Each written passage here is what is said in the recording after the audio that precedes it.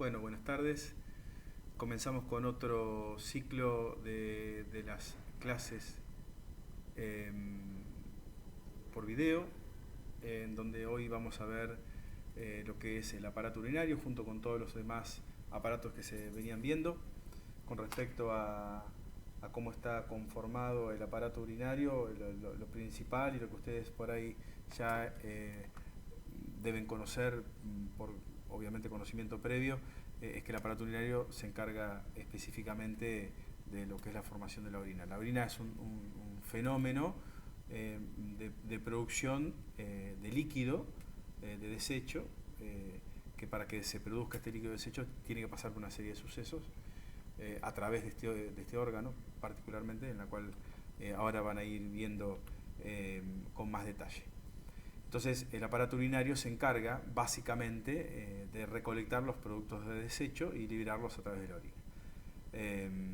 Pero no es la única función que tiene el riñón. Ahora van a ver que los riñones o el aparato urinario en sí, ahora van a ver que cumple una serie de funciones muy importantes en nuestro organismo. Tal es así que aquellas personas que carecen de una normal función de los riñones necesitan realizar determinados tratamientos, como se conocerá lo que es la diálisis y demás, para producir precisamente la función que no están haciendo el riñón, sino el organismo se intoxicaría y pasaría a una septicemia mucho mayor, ¿no es cierto? Primero y principal, lo que vamos a hablar un poco es la conformación general, la estructura general del aparato urinario, la cual ustedes ya conocerán a grandes rasgos. Hoy vamos a ver la microestructura, lo que es la parte histológica básicamente, o sea, la unión de todas esas células, cómo se comportan formando este aparato. Ustedes ya han venido viendo los diferentes epitelios que conforman nuestro organismo. La unión de los epitelios, los diferentes epitelios básicos, conforman los tejidos, la unión de los tejidos conforman los órganos, que es lo que nosotros, uno de ellos, estamos viendo ahora.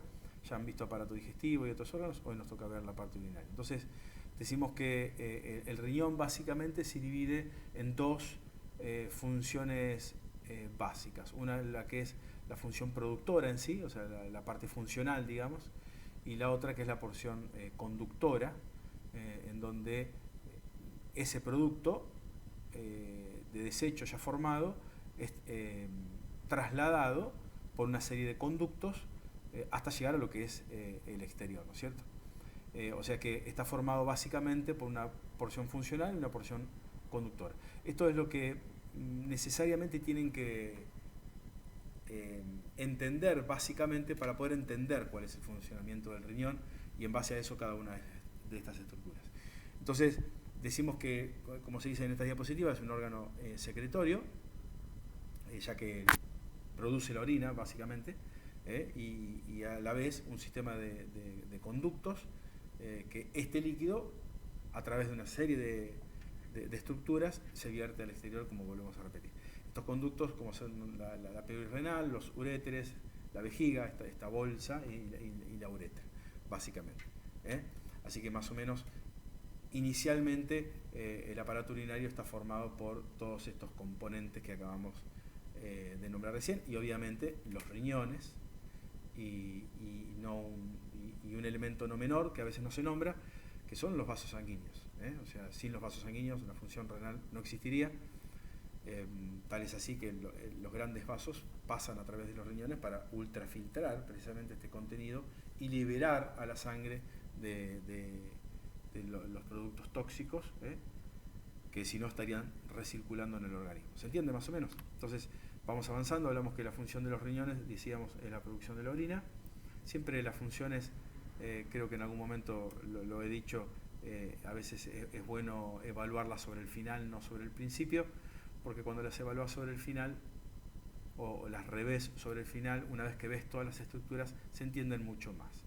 Entonces decimos que producen la orina, separan productos de desecho y metabólicos para eliminar sustancias extrañas, regulan el volumen de líquido en el organismo, también un dato no menor, controlan el equilibrio ácido-base y la concentración de componentes del líquido tisular, ¿no es cierto? Así que regula de alguna forma también las presiones en nuestro organismo, la presión osmótica, tal es así que también tiene una función en cuanto a lo que es la presión sanguínea, ¿cierto? O sea, una alteración a nivel renal automáticamente también te trae una alteración a nivel de los vasos sanguíneos. Ahora un poquitito más adelante vamos a ir viéndolo cómo es que lo hace. Pero primero, antes de ver la parte funcional, necesitamos ver la estructura. Y la estructura de los riñones, específicamente, está formado por, como en otros órganos que han visto, una parte de parénquima, digamos, y una parte de estroma. Lo que es la parte del estroma, básicamente es tejido conectivo, como han visto en otros órganos, en el cual emite una serie de tabicamientos eléctricos. O sea, esto también está rodeado por una cápsula, todo el riñón particularmente, una cápsula de tejido conectivo que lo rodea, emite de alguna forma tabiques en el interior y los va dividiendo en lóbulos.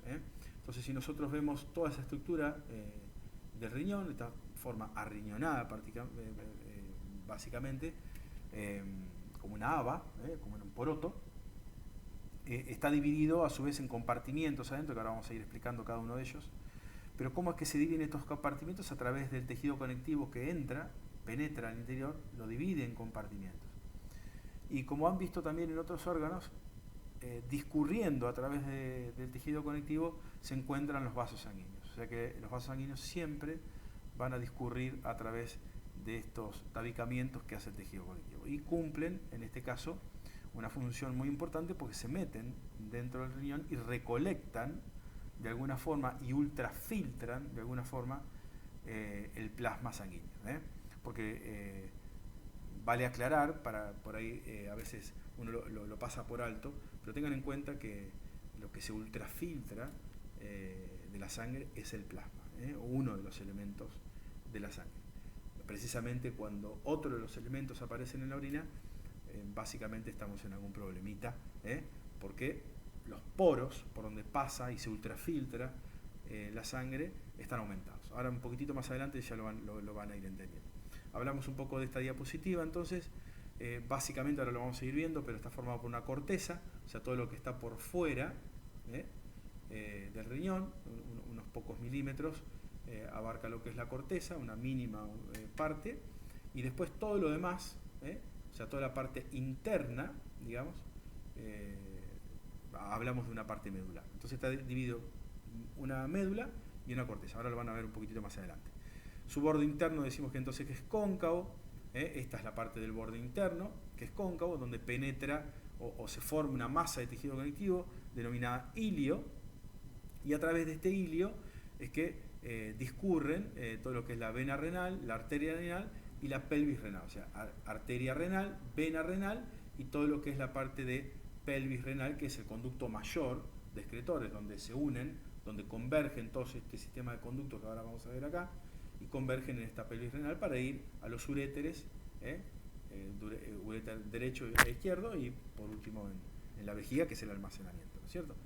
Se llama también así, la llama pelvis renal, que tiene forma de embudo, lo que estábamos hablando, y en el cual desembocan los llamados cálices, que son esta zona que ustedes están viendo acá. Ahora lo vamos a ir viendo con mayor detención. Entonces, resumiendo, corteza, médula, pelvis, arteria renal, vena renal. ¿Estamos bien?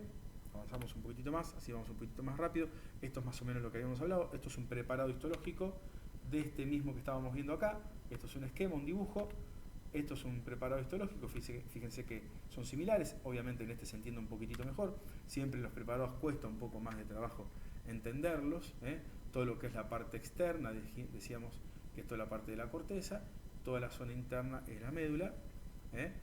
Ahora vamos a ir viéndolo con mayor detalle. Entonces se haya dividido, decíamos, en una corteza, aspecto granular, rojo oscuro, rodeado totalmente de una médula, emitiendo en ella prolongaciones denominadas columnas renales. Lo que es la médula, pirámides renales separadas de columnas renales, la base se orienta hacia la corteza y la punta denominada papila renal. Nos ubicamos en el dibujo. Entonces, si ustedes observan todas estas zonas que se ven de otra coloración, ¿estamos bien? Estos serían lo que estamos hablando de las pirámides renales, donde la base, esto es un triángulo, fíjense, tiene una forma triangular, la base de este triángulo mira a la corteza y lo que es el vértice o papila renal mira a lo que es la pelvis renal. ¿Se entiende? Entonces, forma triangular, forma triangular, forma triangular. Entre cada una de estos triángulos, de estas pirámides renales, nos encontramos con una parte del tejido que se penetra desde la corteza, denominado columna renal. Si nosotros vamos al anterior, que se veía un poquitito mejor, vamos a ver lo mismo, todo esto de lo que es la parte de la corteza, estas son las pirámides, ¿lo ven? ¿Sí? Cada una de las pirámides, y entre cada una de las pirámides, que acá están bastante cerrados, se encuentra lo que son la parte de columnas renales. Repetimos, corteza, pirámide, columna. Avanzamos un poquitito más, así lo van viendo en otras diapositivas y se va a ir entendiendo un poquitito mejor. Ahora vemos de vuelta una misma imagen con un poco más de detalle. Toda esta zona que están viendo acá es la parte de la corteza. La cápsula es una fina capa, acá está dibujada un poco más grotesca, pero es una fina capa de tejido conectivo. Y por debajo de todo lo que es la zona de la corteza, encontramos todo lo que es la médula. ¿Qué vamos a encontrar dentro de lo que es la médula? Esta formación que nosotros vemos acá, que se denominaba pirámide renal. ¿Estamos bien? Pirámide renal, pirámide renal, pirámide renal, pirámide renal, pirámide renal. Y entre cada una de las pirámides renales, acá está un poco más separado para que se entienda, ¿qué encontramos? Lo que son las columnas renales. ¿Estamos bien? Fíjense que no es casualidad que a través de estas columnas renales discurren los vasos sanguíneos. Esto tiene una explicación, ahora un poquitito más adelante lo vamos a ver. Entonces, esta cápsula que nosotros veíamos acá, que emitía tabicamientos al interior, si recuerdan habíamos hablado que el tabicamiento es acompañado por vasos sanguíneos que discurren por el tejido conectivo, y esto es lo que muestra precisamente es eso. Vemos algunas otras estructuras que estamos nombrando acá, ahora la van a ver también más adelante, pero fíjense que esta pirámide renal desemboca en esta formación que ustedes están viendo acá. Esto se lo denominan cálices. Vamos a ver que hay cálices menores y cálices mayores. Los cálices menores son los que están inmediatamente por debajo, digamos, de lo que es el vértice de esta pirámide. Se denomina cáliz porque es una manera de copa que recibe precisamente todos los afluentes que hay dentro de esta pirámide. ¿Por qué digo afluentes? Porque esta pirámide está formada por una serie de columnas, lleno de columnas, lo vamos a ver en la próxima diapositiva, que desembocan en este cáliz menor. Entonces vemos que tenemos un cáliz menor acá, un cáliz menor acá y un cáliz menor acá. Cuando convergen, varios cálices menores, imagínense que esto lo están viendo en 2 dimensiones solos, pero esto en profundidad tienen más cálices, pero cuando convergen varios cálices menores dan la formación de esta estructura más mayor que ven acá, que se denomina cáliz mayor. ¿Estamos bien? Pirámide, cáliz menor, cáliz mayor. ¿Estamos bien? Pelvis renal, que es la parte esta triangular donde estaba el hilio, ¿recuerdan?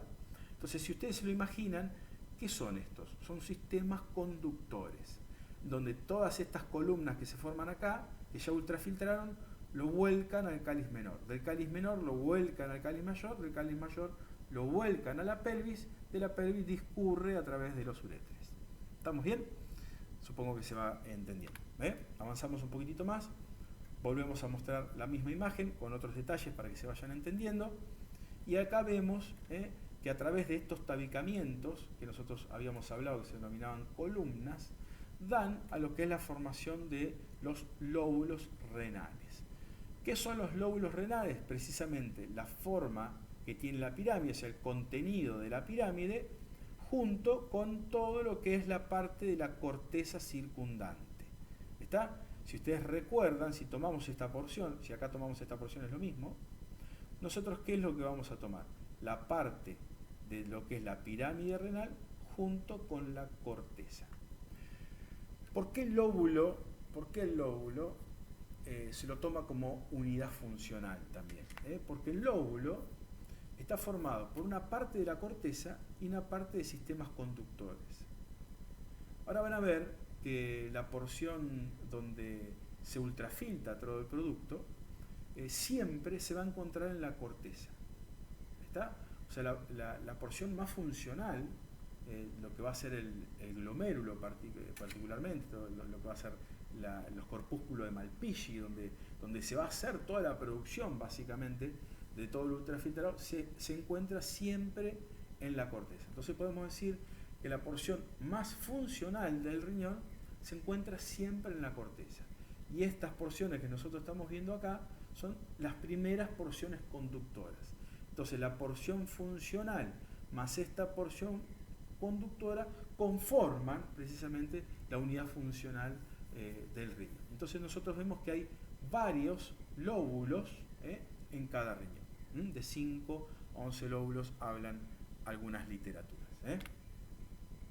Ahora vemos la estructura a mayor aumento y vamos a ir viendo que de cada base de estas pirámides se irradian una serie de bandas paralelas denominadas rayos medulares. Estas columnas que nosotros habíamos visto hoy, que ahora los llamamos rayos medulares. Y estos rayos están ubicados o miran, digamos, hacia la corteza.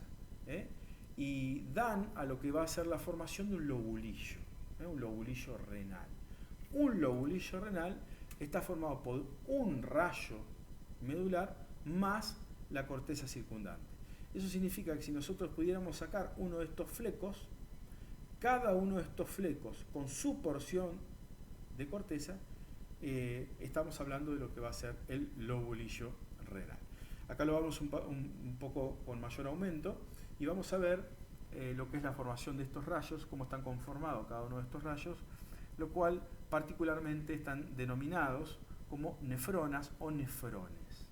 Los nefrones están formados por una serie de estructuras que ahora lo vamos a ver con mayor detención. Pero primero necesitamos que se ubiquen en dónde se encuentra cada una de estas unidades. Entonces nosotros vemos que de menor a mayor vamos a ver entonces ahora los nefrones, ¿sí? O lobulillos renales. Estos lobulillos renales en unión forman la pirámide renal, que iban a ser junto con la corteza el lóbulo renal. Cada una de estas pirámides renales desembocaban en un cáliz menor. La unión de varios cálices menores forman el cáliz mayor y la unión de muchos cálices mayores convergen en lo que va a ser la porción de la pelvis renal. ¿Estamos? Entonces más o menos de esta forma estamos viendo la macroestructura del riñón. Como veníamos hablando entonces, todas estas estructuras que nosotros estamos viendo van a formar parte de lo que va a ser la porción parenquimatosa del riñón, o sea, lo que va a ser el parénquima renal. Pero lo que es el parénquima renal, básicamente, como habíamos visto hoy, estaba formado por una unidad mínima, unidad funcional y estructural, como lo es el nefrón. El nefrón, que si ustedes lo ubican acá, como lo vemos en este esquema, está ubicado dentro de esta pirámide renal que nosotros estábamos viendo. Si ustedes recuerdan, esta eran toda una serie de cantidad de rayos. ¿Recuerdan esto? Estos rayos precisamente lo que son la conjunción de todos los túbulos colectores de cada uno de estos nefrones. El nefrón es una unidad que está formada por una serie de estructuras. Como ustedes están viendo acá, el nefrón y el túbulo colector habla de que forman parte de lo que es el parénquima renal. Nosotros tratamos de separar lo que es la porción funcional de la porción colectora. Y básicamente, la porción funcional está formada específicamente por los nefrones, no por los túbulos colectores. Por los túbulos colectores forman parte del sistema ductal del riñón. Entonces no lo tomamos como lo que es la parte funcional. A pesar de que acá está nombrado, ahora lo vamos a separar claramente uno con los otros. Pero necesito que primero vean este esquema que se está viendo acá. Básicamente todo lo que es la parte superior es la corteza. Si nosotros vamos acá al riñón, lo que es esta parte de acá arriba sería todo lo que es la parte más superficial de este riñón. ¿Estamos bien? Que lo denominábamos corteza. En una línea imaginaria que pasa a través de la base de las pirámides, nosotros nos encontramos en esta línea de acá, separaríamos lo que es la parte de la corteza con lo que es la parte de la médula. Pero a pesar de que acá no está esquematizado, la médula también se divide en dos zonas. Una zona externa y una zona interna. Si nosotros lo haríamos en este esquema, nosotros vamos a ver que esto le haríamos una línea punteada acá, ¿no es cierto? Y podemos decir que toda la parte más inferior, la que mira más a la pelvis renal, lo denominamos médula interna. Y todo lo que es la parte que mira a la corteza particularmente, se denomina médula externa. ¿Por qué es importante hablar de esto? Si lo vemos acá, es lo mismo. ¿Dónde diferenciamos cada una de las partes? Si nosotros tomamos toda esta porción, que es la porción medular, dividimos acá en el medio, ¿estamos bien? Y vamos a dividir una zona medular interna y una zona medular externa. ¿Por qué aclaro esto que acá no está colocado? Porque existen dos tipos de nefrones. Uno que se denominan nefrones corticales y otro que se denominan nefrones medulares, o juxtaglomerulares. Y precisamente vale aclarar de que toda la parte funcional del nefrón, se encuentra siempre en la corteza. ¿Qué es lo que nosotros vamos a encontrar de diferente? Precisamente esta porción que se denomina asa de Henle, ahora lo vamos a ver con mayor detalle. ¿Y qué es lo? Fíjense que este está más corto que esto, ¿lo ven? ¿Estamos? Cuando el asa de Henle, que es esta porción de acá, se queda en la porción medular externa, se denomina nefrones corticales. Cuando esta asa de Henle llega hasta la porción interna de la médula, se denomina nefrones medulares o juxtaglomerulares. Y esto funcionalmente también tiene que ver porque los nefrones juxtaglomerulares tienen una función específica en lo que habíamos hablado al principio con la presión arterial. Ya lo van a ver en unas diapositivas más adelante. Entonces hablamos lo que dice la diapositiva. Fíjense que la corteza, corpúsculos renales, túbulos contorneados, rectos y túbulos colectores capilares. Y la médula, túbulos rectos, túbulos colectores y vasos rectos. Antes de hablar de esto, nosotros tenemos que explicar un poquitito cómo está formado precisamente cada uno de los nefrones.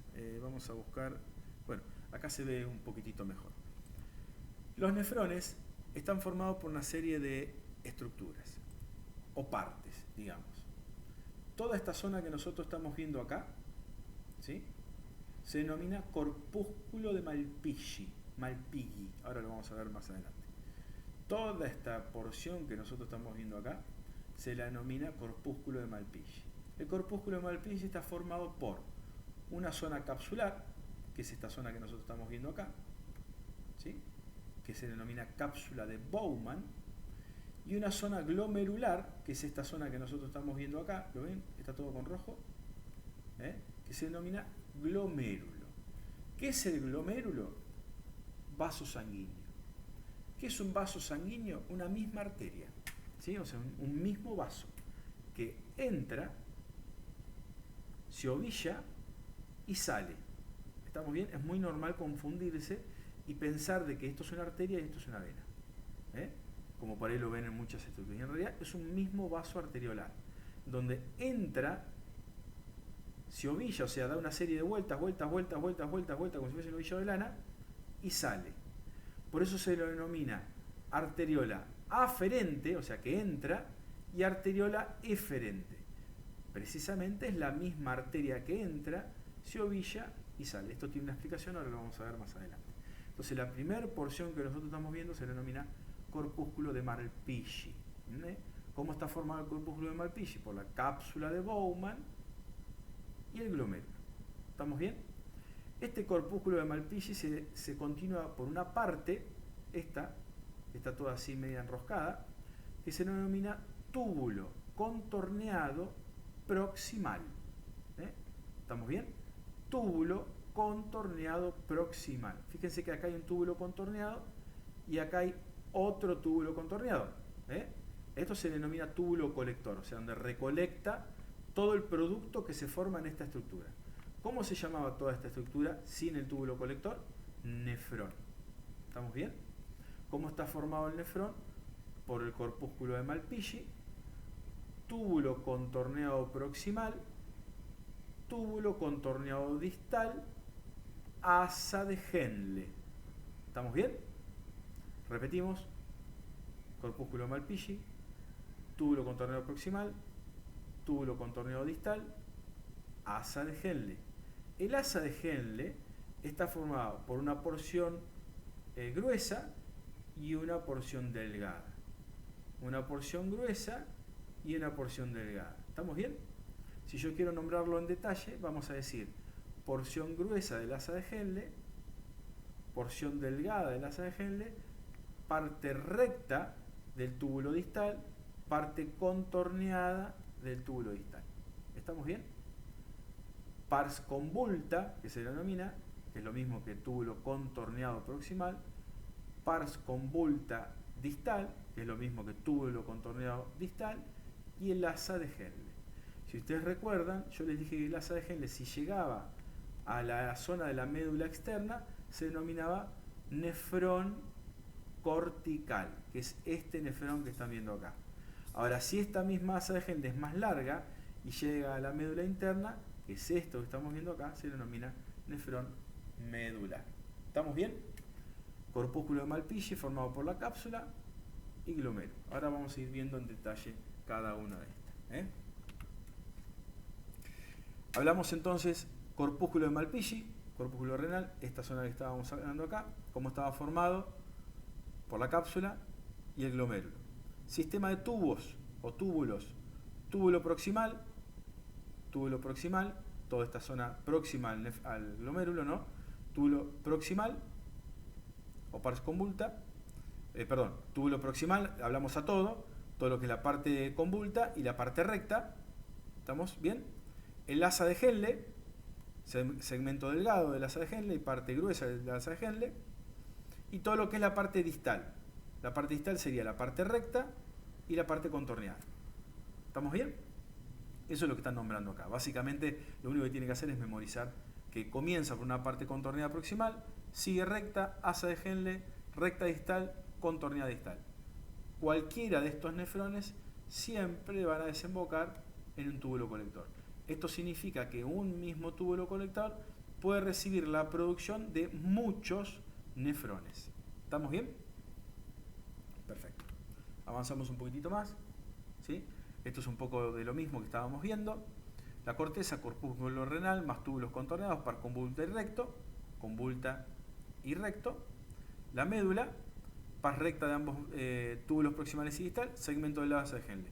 ¿Esto qué significa? Lo que está explicando acá, que en la corteza siempre vamos a encontrar lo que es la parte del corpúsculo de Malpighi y los túbulos contorneados, y en la parte medular siempre vamos a encontrar la parte recta y el asa de Henle. ¿Se entiende más o menos? Perfecto. Avanzamos un poquitito más. Esto muestra el gráfico de esta zona que ustedes están viendo acá, de este triángulo, ¿lo ven? Este triángulo que se denominaba como lóbulo. Si sacábamos una sola columna con la parte de la corteza, ¿cómo se denominaba? Lobulillo. Nosotros, ¿qué es lo que estamos viendo acá? Un lóbulo. ¿Sí? ¿Qué es lo que vemos en este pedacito de acá, en una sola columna renal? Un lobulillo. ¿Qué es lo que estamos viendo acá? La corteza. ¿Cómo está formada la corteza? Por los corpúsculos y todos los túbulos proximales. ¿Cómo está formada la médula? Por las asas de Henle y par recta del nefrón. ¿Se entendió? Eso es más o menos lo que se esquematiza acá.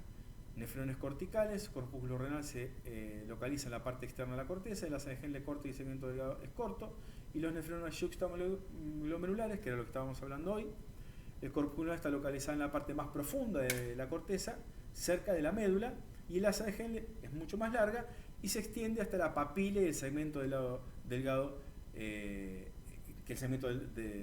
el asa de Henle es largo. Eso significa que esta asa, el segmento delgado del asa de Henle, va a llegar casi hacia la papila, que es lo mismo decir que la médula interna, que es lo que habíamos hablado hoy tempranito. ¿Estamos bien? Ahora vamos a hablar un poco de lo que es el corpúsculo renal, lo que es el corpúsculo de Malpighi, que es una porción muy, muy importante del riñón. Entonces, si nosotros observamos este esquema, que es bastante complejo al principio de entender, es bastante sencillo una vez que se entiende cuál es el concepto, cuál es la función, de todo este corpúsculo. Lo primero que habíamos hablado tempranamente es entender de que lo que está en la parte interna es un ovillo capilar. Ese ovillo capilar se denominaba glomérulo. Como estaba formado por una arteriola aferente que penetra dentro de lo que es el corpúsculo, forma una serie de ovillos, de alguna forma se interdigitan, se colapsan, se hacen colaterales entre unas y otras, se unen, se contactan, cada pared que ésta se va enrollando en sí misma para salir en una arteriola eferente. ¿Estamos bien? Entonces nosotros vemos que arteriola aferente, ovillo, arteriola eferente. ¿Cómo se llama toda esta porción? Glomérulo. Este glomérulo estaba formado por una estructura que se denominaba cápsula de Bowman. ¿Qué es la cápsula de Bowman? En realidad la cápsula de Bowman es son dos capas de células. Una capa de célula externa y una capa de células internas. Entonces, si nosotros nos imaginamos toda esta estructura que nosotros estamos viendo acá, tiene una capa por fuera y una capa por dentro. Y en el medio hay un espacio. ¿Estamos? Entonces, ustedes recuerden esto porque ahora van a entender mejor cómo está formada la cápsula, que tiene una función muy, muy importante. Entonces, toda la capa externa se denomina parietal, toda la capa interna, la que mira al ovillo capilar, se denomina visceral. Y todo el espacio que tenemos entre estas dos capas se denomina espacio capsular. ¿Estamos? Si ustedes observan acá, este espacio que nosotros estamos viendo acá, fíjense esta línea verde que ven acá, marca la dirección de la corriente del filtrado que se está haciendo acá adentro. Hace un ratito habíamos hablado que era lo que filtraba el riñón, en este caso la cápsula, ¿no? ¿Qué es lo que filtra? Sangre, se dice a veces comúnmente. No filtra la sangre, lo que filtra es el plasma sanguíneo, el contenido plasmático de esa sangre. ¿Se entiende bien? Entonces, toda la sangre que va a discurrir acá, el plasma sanguíneo va a tender a salir a través del vaso sanguíneo para llegar ese contenido al espacio capsular. ¿Estamos bien? Este espacio capsular que vemos acá, que tiene esta dirección, sigue por dentro de este túbulo que hoy habíamos visto, de la primer porción de este nefrón, se denominaba túbulo contorneado proximal. Y es un túbulo. Eso significa que es un sistema tubular, es un tubito. Y ese tubito está formado por una sola hilera de células. Estas células epiteliales que rodean o se forman en empalizada, formando un sistema tubular. Eso significa que toda la pared está formada por una sola hilera de células. Es un epitelio simple. Ahora vamos a ver qué tipo de epitelio tiene. No es estratificado. Es una sola capa de células que se interdigitan unas con otras y forman un tubo. Eso quiere decir que en el interior hay un espacio. ¿Por qué hay un espacio? Porque precisamente el plasma que pasa a través de la capa visceral de esta cápsula llega al espacio capsular y del espacio capsular se dirige hacia el túbulo contorneado proximal. Ustedes imaginarán que este túbulo contorneado proximal, ¿por dónde va a seguir? Túbulo proximal, recto, asa de Henle, recto, túbulo contorneado distal y termina en el túbulo colector. Ese es el circuito básico que hace. Vuelve de alguna forma la sangre y la sangre vuelve a ultrafiltrar ese plasma. Lo hace 180 veces al día. O sea que la cápsula, todo lo que es el nefrón propiamente dicho, se encarga de ultrafiltrar el plasma sanguíneo. ¿Estamos bien? Entonces, ¿cómo está formado este corpúsculo? Repetimos rápidamente: la cápsula y el glomérulo. ¿Cómo está formada la cápsula? Una capa externa parietal, una capa interna visceral, espacio capsular. Esto es el corpúsculo renal. Esto es túbulo contorneado proximal, no tiene nada que ver con el corpúsculo, Lo expliqué simplemente para que se entienda la continuidad que tiene el uno con el otro. ¿Estamos bien hasta acá? Si vamos a la siguiente imagen, vemos un preparado de esto mismo que ustedes están viendo acá. Lo ven acá ahora. ¿Estamos? Esto que ustedes están viendo acá adentro es todo el ovillo de sistemas capilares, y todo esto que están viendo acá es toda la zona de la cápsula, que no se van a ver las diferentes capas, pero es toda la parte capsular. Esto, al ser un preparado, está desgarrado, está un poco más con más espacios, pero creo que se entiende más o menos lo que es el corpúsculo renal, ¿no? La cápsula de Bowman, entonces repetimos lo mismo, yo me adelanté un poquitito: la capa parietal, la capa visceral y el espacio capsular. Capa parietal, epitelio plano simple, o sea que toda la capa esta externa que nosotros vemos bien es un epitelio plano simple. Recuerden siempre que los epitelios simples los vamos a encontrar en todos aquellos lugares donde necesitamos algún tipo de traspaso de sustancia de un lado al otro. Los epitelios estratificados los van a encontrar en aquellos lugares donde necesitamos un poco más de resistencia, que se encarga el riñón de ultrafiltrar. Esto significa que necesitamos epitelios simples. La membrana basal, porque al ser un epitelio, obviamente siempre donde se apoya sobre una membrana basal. La capa visceral, que era la capa interna de esta cápsula, que esta capa interna que nosotros estábamos viendo acá, que también estaba formada por células, pero acá no son células planas. Las células que están formadas son unas células muy específicas que se denominan podocitos. Estas células epiteliales tienen la característica de tener muchas prolongaciones, muchas digitaciones, como pieces, por eso se llaman podocitos, y esas prolongaciones citoplasmáticas abrazan precisamente al vaso sanguíneo. Eso significa, ahora lo van a ver acá más adelante, fíjense esta célula que ustedes están viendo acá, ¿lo ven? Esta célula que ven acá, este es el cuerpo celular, y estas son las prolongaciones, todas estas interdigitaciones que están viendo. ¿Qué es lo que están haciendo? Están abrazando de alguna forma al vaso sanguíneo. Entonces, si ustedes se pueden imaginar el contenido que tiene adentro la sangre, el plasma, cuando quiere pasar o cuando quiere traspasar a través de la pared del vaso sanguíneo, primero tiene que pasar por la célula epitelial, o sea, la célula endotelial del vaso sanguíneo. Y después tiene que pasar por esta célula antes de llegar al espacio capsular. Ahora vamos a ver cómo se llama esto. Pero quería mostrárselo acá, creo que hay una que se ve mejor. Miren esta imagen que se ve acá, acá se ve mucho mejor. Este es el vaso sanguíneo, ricamente fenestrado. Estos vasos sanguíneos están llenos de fenestraciones, precisamente para que el plasma que circula acá adentro pase más fácilmente a través del endotelio capilar. Y por fuera, ¿con qué se encontró? Con esta célula muy característica que la está abrazando. Acá hay una célula, acá hay otra célula que se interdigita una con otra, lo abrazan a todo el vaso sanguíneo. ¿Por qué? Porque lo que quieren hacer es ultrafiltrar el plasma que están llegando hasta acá. ¿Estamos bien? Si lo vemos en esta imagen, que parece muy confusa pero es muy fácil de entender, todo este contenido que están viendo acá sería todo el contenido que nosotros tenemos en la sangre. Las partículas, esta que ustedes están viendo acá, son las partículas que están dentro del plasma sanguíneo, que sale a través de ¿qué? A través de los poros, estos serían los poros, de cada una de las células endoteliales. Esta es una célula endotelial, esta es una célula endotelial, esta es una célula endotelial. Si es un endotelio, los endotelios son los epitelios de los vasos sanguíneos. Si son epitelios, ¿dónde están apoyados? Son una membrana basal. ¿Qué es lo que encuentran acá arriba? Una membrana basal. Por fuera de la membrana basal, ¿qué es lo que vamos a encontrar? Nos encontramos con esta célula. ¿Qué era esta célula? El podocito. Entonces, este plasma que encontramos acá pasa a través de las ranuras del endotelio, pasa a través de la membrana basal y pasa a través de las ranuras de los podocitos.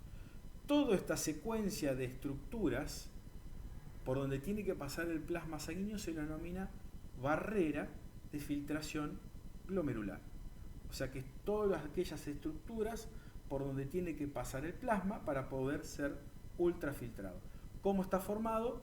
Por el endotelio, la membrana basal y los podocitos. ¿Estamos bien? Vamos a volver a la anterior. Entonces, capa visceral, única capa de células denominadas podocitos, y espacio capsular, que está formado por un espacio entre ambas capas. Claramente es fácil de entender. Los podocitos, como están formados por un cuerpo, y los pedicelos, que son estas prolongaciones que nosotros habíamos visto, y entre estos pedicelos, como se interdigitan cada una de estas patitas que tienen, el espacio que hay entre cada una de estas patitas se denominan ranuras de filtración glomerular. Si vamos de vuelta a la diapositiva que estábamos viendo hoy, entonces vemos estas estructuras por donde tiene que pasar el plasma que está acá adentro para llegar acá afuera, que lo que van a encontrar es el espacio capsular. ¿Estamos bien? Bien, avanzamos un poquitito más, entonces vemos de vuelta otra imagen que acá se ve un poquitito más claro. Estas estructuras en banda que están viendo acá son los pedicelos ¿de qué? De esta célula que estábamos viendo acá. ¿Cómo se llamaba esta célula? Podocito. ¿Cuál era la función que tenía? Rodear al vaso sanguíneo. ¿Para qué? Para ultrafiltrar el producto que viene de acá adentro. Lo que ven en gris es la membrana basal. ¿Estamos bien? Entonces repetimos nuevamente las mismas estructuras. Endotelio, lo ven acá en rojo, membrana basal, por fuera del endotelio, pedicelos, que son estas estructuras que tenemos acá, y entre cada uno de estos pedicelos vamos a encontrar las ranuras de filtración glomerular. ¿Estamos bien? Espero que se entienda. Perfecto. Esto es una parte muy importante porque precisamente la ranura de filtración es la forma en la cual se ultrafiltra todo el plasma sanguíneo. Vamos a pasar ahora a lo que es las células mesangiales. Bueno, y las células mesangiales, que dentro de separadas así por ahí se ven un poco aisladas de alguna forma, pero me gustaría explicar dentro de qué contexto está. Esto que ustedes están viendo acá en esta imagen, que la vamos a volver a ver un poquitito más adelante, es lo que se denomina aparato yuxtaglomerular, que es bastante complejo a veces de entender por las formas en la cual se presentan los nefrones en las literaturas, que en líneas generales se presentan de una forma un poco más elongada. Por ejemplo, si lo vemos acá, ustedes fíjense la forma que tiene, ¿no es cierto? Y en realidad estos nefrones de forma natural no tienen esta dirección así, están un poco más enmarañadas.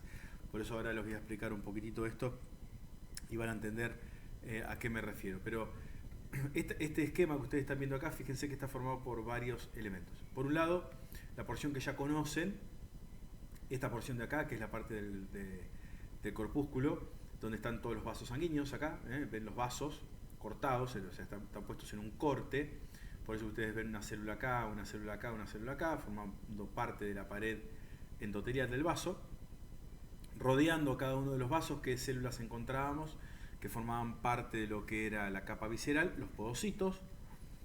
Por el lado de afuera la capa parietal, que ya también habíamos visto, que es lo que es la parte de epitelio plano simple, y en el medio el espacio capsular. Esto creo que algo estuvimos viendo. Dentro del contenido que ya habíamos visto, que pueden entenderlo también, es esta zona de acá, que es la arteriola aferente y la arteriola eferente. Arteriola eferente, ovillo capilar, sale la misma arteriola como arteriola eferente. ¿Vamos bien hasta acá? Ahora bien, todas las paredes de los vasos están formadas por células endoteliales. Pero en esta zona particularmente, donde entra la arteriola y sale la arteriola, las células que rodean la parte arteriolar, precisamente, en algunas literaturas figuran solamente en las arteriolas aferentes, en otras literaturas figuran más que nada en las arteriolas aferentes y eferentes también, que vamos a ver estas células que ustedes están viendo acá se denominan células yuxtaglomerulares, que ahora cuando expliquemos el aparato yuxtaglomerular se va a entender. Por otro lado, esta zona que nosotros vemos acá, que se le denomina mácula densa, y las células que pertenecen a este disco, ahora también vamos a nombrarlo. No me quiero adelantar con los temas para que no se confunda, simplemente estoy nombrándolo. Entonces, células de la mácula densa, estas células que nosotros estamos viendo acá, células yuxtaglomerulares, células nuevas que estamos viendo, arteriola aferente ya lo vimos, arteriola eferente ya lo vimos, y por último, estas células que baña el intersticio entre todos los capilares, que se denominan, estas de color celeste, que se denominan células mesangiales o células del mesangio, como hablan acá, prolongaciones citoplasmáticas entre las asas capilares, filamentos semejantes a la musculatura lisa, o sea, con las características de la musculatura lisa, un núcleo central y demás.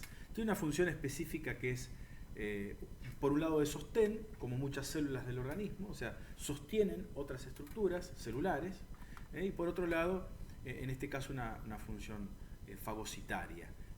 ¿Y por qué una función fagocitaria? Fíjense que se encuentran entre los vasos sanguíneos. Precisamente si cuando pasan estos vasos hay alguna noxa, un elemento patógeno dentro de la circulación sanguínea, una barrera de defensa dentro de lo que es el glomérulo, encontramos precisamente estas células que cuando sale el plasma o el contenido de alguna célula, una microcélula que quiera salir de forma patógena, estas células mesangiales toman esa función fagocitaria para defender precisamente al organismo. ¿Estamos bien? Vamos a avanzar un poquitito más. Bueno, entonces acá vemos la función de las células mesangiales, que ya lo estuvimos viendo. Hablamos un poquitito de lo que es el túbulo proximal, que creo que algo estuvimos hablando. Tengan en cuenta que es el túbulo contorneado proximal, es el que más se acerca al glomérulo. Esto que estamos viendo acá, o sea, lo que más se acerca próximo al glomérulo, distal al glomérulo. ¿Estamos bien? Entonces, el túbulo contorneado, porque tiene una forma contorneada, proximal. Esto es un tubo. Si analizamos el tubo, que es esto que ustedes están viendo acá, fíjense que el epitelio es cúbico. ¿Cómo me doy cuenta que es cúbico? Por un poco la forma de la célula. El núcleo central redondeado me está marcando una célula cuboidea, pero que tiene como característica este epitelio, particularmente en la primera porción del túbulo contorneado proximal, es que ustedes lo observan acá. Fíjense esta estructura que ven acá adentro, tiene todo un ribete en cepillo, o sea, todo lo que es la parte de microvellosidades. Si ustedes recuerdan, la función de membrana de las microvellosidades es aumentar la superficie de absorción. Eso significa que lo que van a hacer es que el contenido que está acá adentro van a ultrafiltrar y van a absorber todo el contenido que circunda. Recuerden que esto se ultrafiltra continuamente, por eso el tamaño de esta célula es aumentada de alguna forma. Todo lo que es la parte de superficie, la que toma contacto directo con el líquido que está acá adentro. Imagínense que esto tiene una circunferencia X, pero al aumentar por tener microvellosidades, esto se amplía por demás, por eso se dice que aumenta la superficie de absorción. En la zona donde más absorción de electrolitos hay, dentro de lo que es el nefrón, y por eso es la única zona del túbulo que se encuentran microvellosidades. Este mismo epitelio lo van a tener acá, en la zona del contorneado distal, pero la gran diferencia que tiene es que no tiene microvellosidades. Las microvellosidades se encuentran solamente hasta acá. Para que ustedes recuerden, de alguna manera, el túbulo comienza plano, se hace cúbico, se adelgaza, vuelve a hacerse cúbico y cuando comienza a salir, se comienza a hacer columnar o de tipo cilíndrico. Entonces pasa de plano a cúbico, a plano, cúbico, cilíndrico. ¿Se entiende? Pero siempre simple. Siempre el epitelio es simple. Entonces, si nosotros hablábamos del túbulo contorneado proximal, par convulta, recta, epitelio cúbico simple con microvellosidades y todas las características que ustedes están viendo. Lo volvemos a ver acá. Túbulo contorneado proximal, reabsorción proteica, complejo endocítico, filtra 180 litros en 24 horas, algo de esto más o menos habíamos hablado. La parte del asa de Henle, perdón, me adelanté un poquitito, la parte esta del asa de Henle, recuerden que particularmente el asa de Henle es el que se encarga de reabsorber el agua, a través de lo que es el mecanismo de contracorriente, de lo que es el sodio y el cloro. Ya se van a romper la cabeza cuando vean fisiología, no nos vamos a meter ahora en la parte de fisiología, pero sí recuerden que acá se reabsorben la mayor cantidad de agua. Hay zonas permeables y hay zonas que se vuelven impermeables, depende el grado de concentración de cloro y sodio, lo que va a hacer que aumente la permeabilidad o disminuya la permeabilidad. Recuerden que una de las funciones es mantener la presión osmótica del organismo, entonces de esta manera retiene el líquido o se liberan de líquido. ¿Estamos bien? En los diferentes tejidos estoy hablando. Así que eso es más o menos lo que es el asa de Henle. Por último, lo que es la parte del túbulo distal, que es, fíjense, epitelio cúbico simple. Y acá encontramos, fíjense, Si ustedes recuerdan, ¿dónde estaba esto? Mácula densa. ¿Se acuerdan? ¿Dónde estaba la mácula densa? A ver si volvemos. A ver, yo los voy a hacer recordar un poquitito. Miren acá. Fíjense. ¿Dónde está la mácula densa acá? Acá. Este disco, donde pertenecen estas células, se denomina mácula densa. ¿Dónde está? En contacto con la arteriola aferente y eferente. ¿Lo ven acá? En este dibujo. Esto siempre lo explicamos en clase, porque es difícil a veces de entender. Por lo menos a mí me costaba mucho. Y cuando veo este dibujo no me dicen la mácula densa. ¿Dónde estábamos? A ver. Estábamos más acá, colector, glomerular, asa de Henle, túbulo distal, acá. Si ustedes miran este esquema, fíjense, no, en este no, porque acá sí está bien. Lo vamos a ver acá. La mácula densa, para que ustedes recuerden, es la unión. ¿Dónde se ubica la mácula densa? Las células de la mácula densa. Principalmente en el túbulo contorneado proximal, el túbulo distal. ¿Dónde se encuentran de ese túbulo distal? En la unión entre la parte recta y la parte convulta. Eso significa en esta zona de acá, ¿lo ven? ¿Sí? O sea, cuando se une la parte recta con la parte contorneada, en esta zona está la mácula densa. Y esta zona de la mácula densa, si ustedes recuerdan el otro esquema que nosotros habíamos visto, esta es la imagen 21, acá, ¿dónde estaba? Entre estas dos, no me coinciden los esquemas. Si yo quiero mirar esto no está bien el esquema. Y esto es lo que explicaba hoy temprano. En líneas generales los esquemas se hacen de esta forma por una cuestión visual, para que se entienda cómo está distribuida una con otra. Pero en la biología no es así. O sea, de forma natural, esta porción que está acá se encuentra pegada acá. ¿Estamos bien? O sea que esto está más arriba y pasa por entre medio de la arteriola aferente y eferente. Por eso, este esquema que nosotros veíamos acá,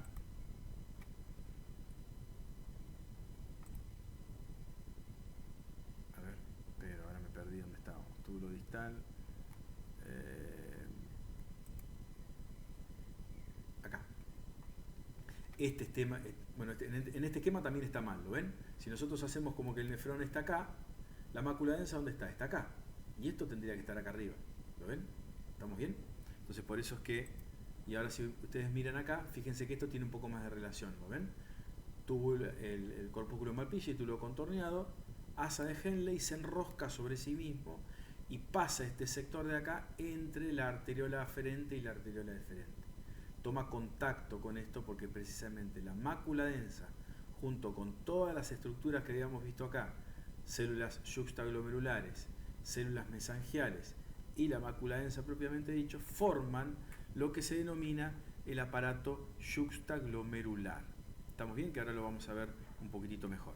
Entonces, lo que está mostrando en eso, acá volvemos a lo mismo, la recolección de agua, acá lo vemos nuevamente, ¿sí? Cómo se distribuye en cada una de estas. Acá van a ver, fíjense, el epitelio que es bien plano, lo que es la parte del asa de Henle, qué función tenía, lo que era retener o liberarse de agua. ¿Estamos bien? Esta zona del corpúsculo, que está un poco más mejor, está un poco más cerca de lo que es la parte del túbulo contorneado, y siempre vasos sanguíneos. ¿Estamos? Esto es lo mismo que ya lo habíamos visto, cómo están mostrando los diferentes epitelios en cada una de las zonas.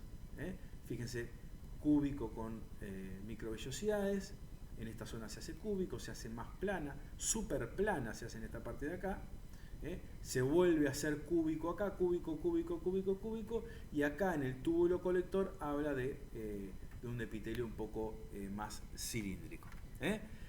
¿Estamos bien? Bien, acá habla de lo que es que está muy relacionado con el aparato yuxtaglomerular, ya lo estuvimos viendo, y ahora vamos a ver un poquitito lo que es el aparato yuxtaglomerular propiamente dicho. Bueno, el aparato yuxtaglomerular, como veníamos viendo desde el principio, pero antes de hablar del aparato yuxtaglomerular necesitábamos ver cada una de las porciones y entender dónde estaba el aparato yuxtaglomerular.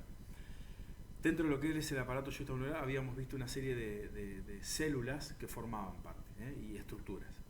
Volvemos a repetir, el aparato estaba formado por la arteriola aferente y eferente, pertenecientes al glomérulo, células mesangiales, que son estas celestitas que estábamos viendo acá, células yuxtaglomerulares, que son estas células que estamos viendo acá, y las células de la mácula densa. O sea, si la pregunta es cómo está conformado el aparato yuxtaglomerular, estamos hablando de todas estas estructuras. Mácula densa, células yuxtaglomerulares, células mesangiales extraglomerulares. Ahora vamos a ir viendo la función de cada una. Yo las voy a ir nombrando y después las vamos a ir viendo en la descripción que están en unas diapositivas. Ustedes vayan recordando. Las células yuxtaglomerulares, ¿sí?, son una célula similar. Algunos autores hablan de que en realidad es una célula muscular lisa, que no sería algo alocado porque saben que las arterias tienen una capa muscular, obviamente, que son parte de la pared del vaso sanguíneo. Y bueno, parte de estas células musculares lisas, obviamente, porque todos los sistemas basales son con musculatura lisa. Pero estas células particulares de músculo liso lo que van a hacer es liberar una enzima catalizadora, que se llama, o sea, actúa sobre otras estructuras, que se denomina renina. La renina es una célula estimulante de otras estructuras, que ahora lo vamos a ir viendo. Pero recuerden esto que tiene como función la célula yuxtaglomerular. Las células de la mácula densa, particularmente, van a tomar contacto con estas células mesangiales. Ahora vamos a ver cuál es la función. Y las células mesangiales tienen una función de sostén y fagocitosis que nosotros ya habíamos visto. ¿Estamos bien? Entonces más o menos vimos cada una de estas células. Ahora vamos a ir explicando cada una, así nos vamos interiorizando un poco. Las paredes de la arteriola aferente contienen células especializadas de músculo liso que sintetizan renina. El sistema renina-angiotensina se denomina renina-angiotensina porque están muy ligados. Ahora lo van a ver por una cuestión de... se llama reacción de cascada. O sea, cuando actúa una, automáticamente activa todas las demás. Y el producto final es la angiotensina, que esta angiotensina actúa sobre otra más. Ayuda a regular el volumen y la presión sanguínea. O sea, ustedes ya saben ahora que la liberación de renina, saltando un montón de pasos, saben que va a regular la presión sanguínea. Estamos en el riñón. O sea, ustedes dicen, pero ¿cómo? Estamos en el riñón y el riñón, la principal función que tenía era la de ultrafiltrado, de desecho y demás. Sí, pero dentro de esas mismas funciones habíamos hablado que también regulaba las presiones osmóticas y también regulaba la presión sanguínea, que no es un dato menor. Si ustedes tendrán algún pariente o algo que cuando tienen elevada presión y no la pueden regular, los médicos no pueden regular la presión, les dan diuréticos. Los diuréticos, que lo que hacen, los hacen orinar más. Y ahí está la relación, si ustedes ahora la van a entender un poco mejor, de por qué necesitan un diurético para bajar esa presión sanguínea. Pero ustedes recuerden que estas células musculares lisas, las células yuxtaglomerulares, tienen la función esta de sintetizar la renina. ¿Estamos bien? La mácula densa es una placa celular alargada, que ya lo vimos, formada por las células del túbulo contorneo distal del riñón, en la región de transición entre la parte recta y contorneada del túbulo. Esto ya lo habíamos visto. Se ubica en contacto con la arteriola aferente, pero algunos autores hablan que pueden también estar en las arteriolas eferentes. Sobre la región mesangial, o sea, el polo vascular. ¿Cuál es el polo vascular? El polo de ese corpúsculo de Malpighi que mira hacia los vasos sanguíneos. Por eso se denomina polo vascular. Y toma contacto precisamente con las células mesangiales. ¿Qué función tenían las células mesangiales? Defensa, fagocitosis y sostén. La función con respecto a las células mesangiales actúan a manera de receptores. Entonces, cuando aumenta la cantidad de sodio excretada por la orina, inhibe la secreción de la renina. O sea, cuando hay grandes cantidades de sodio, inhibe la secreción de renina. Ustedes recuerden, cuando vean fisiología, lo van a entender un poquitito mejor, que siempre que hay sodio hay agua. ¿Está? O sea, cuando pasa el sodio, automáticamente arrastra una molécula de agua. Eso significa de que si yo estoy liberando mucho sodio, podemos entender que estamos liberando mucho líquido. ¿Estamos bien? Si liberamos mucho líquido, estamos liberando mucha más cantidad de líquido por el riñón. ¿Eso qué significa? Que al liberar más cantidad de líquido por el riñón, bajan los líquidos en el organismo. ¿Vamos bien hasta acá?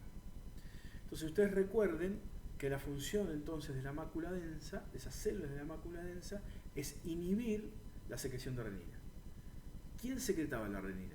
Las células del aparato yuxtaglomerular. O sea que si hay mucha renina, vamos a tener mucho angiotensinógeno.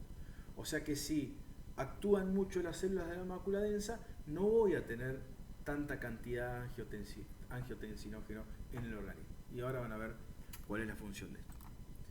El sistema renina-aldosterona es un sistema hormonal que ayuda a regular a largo plazo la presión sanguínea. O sea, esta es la función específica. La renina, ¿quién la liberaba? Las células yuxtaglomerulares. Es una enzima que se cataliza, ¿sí? y la conversión, o sea, el producto es el angiotensinógeno. Una proteína que está secretada por el hígado, ¿no? O sea, el hígado secreta angiotensinógeno. Entonces, la renina, ¿qué hace? Actúa sobre el angiotensinógeno. Perdón. Esto lo que hace es activarlo y se transforma en angiotensina 1. O sea que era angiotensinógeno y ahora es angiotensina 1.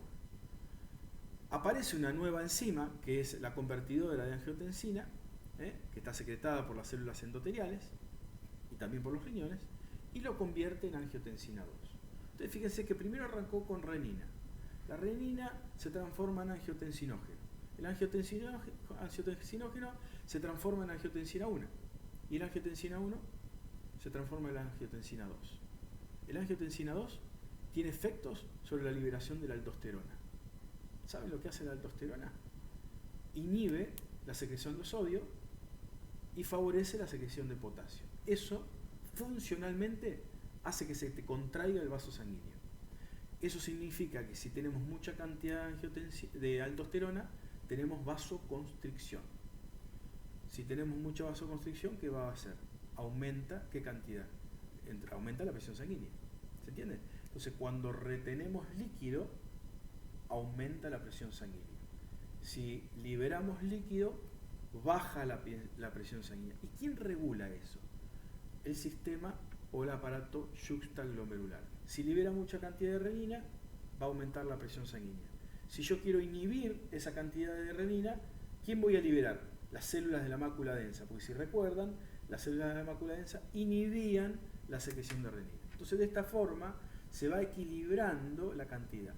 Cuando aumenta la presión, generalmente cuando aumenta la presión hay retención de líquidos. De alguna forma se están reteniendo estos líquidos. No hay liberación de sodio. ¿Por qué digo no hay liberación de sodio? Recuerden que el sodio arrastra agua. Entonces, si libero sodio, arrastra agua. Eso significa que voy a orinar más. Si retengo líquido, aumento la presión sanguínea. Por eso los diuréticos se utilizan para que trabaje mucho más el sistema de la mácula densa, de la renina y la angiotensina, para que se aumente la secreción de sodio. Al aumentar la secreción de sodio, aumenta la excreción de líquido y así sucesivamente. Entonces, de esa forma, el riñón regula de alguna manera la presión sanguínea. O sea que, fíjense que todo esto que estuvimos esperando, la explicación del aparato yuxtaglomerular, para entenderlo, primero tengo que entender cada uno de los elementos que forman parte del aparato yuxtaglomerular. Y este recuadro, básicamente, lo que hace es resumir lo que nosotros estábamos hablando. ¿Estamos bien? Fíjense que desde acá, de las células del aparato yuxtaglomerular, las células yuxtaglomerulares, ¿qué es lo que hacían? Liberaban renina. La renina actuaba sobre la angiotensina 1. La angiotensina 1 estaba regulada por la angiotensina 2, ¿quién lo fabricaba? El hígado. Esta angiotensina 1 se transforma en angiotensina 2. ¿Estamos bien? La angiotensina 2, ¿qué era lo que hacía? Actuaba sobre la aldosterona que está, libera las suprarrenales. Las suprarrenales, ¿quién lo regula? El hipotálamo. Entonces, esta angiotensina 2, ¿qué es lo que hace? Una vasoconstricción. Mayor cantidad de renina, mayor vasoconstricción. Eso es lo que explica el sistema renina-angiotensina-aldosterona. Espero que se haya entendido. Si no, lo vuelven a escuchar. Creo que es bastante sencillo una vez que entienden cuál es el componente de cada uno. ¿Estamos bien? Bueno, tejido intersticial, lo que habla del contenido que baña entre todas las estructuras. tejido conectivo, que ya lo habíamos visto, todo lo que no sea vaso sanguíneo o epitelio, hay tejido conectivo, células intersticiales, que forman parte también de este tejido conectivo, por eso hablan de una matriz laxa, membrana basal y demás. ¿Estamos bien? Vías urinarias, una vez que sale del riñón a través de la pelvis, cálices menores, mayores, pelvis renal, uréter, vejiga, uretra. Este circuito ya lo conocíamos, era sistema conductor. Como vieron en lo que era el aparato digestivo, se dividen en túnicas, mucosa, muscular y adventicia, con cada uno de los componentes. La túnica mucosa es un epitelio de transición, la lámina propia, que era el tejido conectivo, es denso, rico en fibras de colágeno y demás. La capa muscular es músculo liso, porque es autónomo, y la túnica adventicia, que también tiene tejido conectivo, donde discurren las arterias mayores, venas, nervios linfáticos y demás. Eso es lo que está resumido un poco acá en cada uno de los preparados. Epitelio de transición, que tiene la vejiga particularmente. Recuerden lo que era un epitelio de transición, en el cual cambia su macroestructura celular, y la mucosa y la capa muscular de la vejiga. Esta es la parte muscular de la vejiga, recuerden, y toda la capa epitelial. ¿Estamos bien?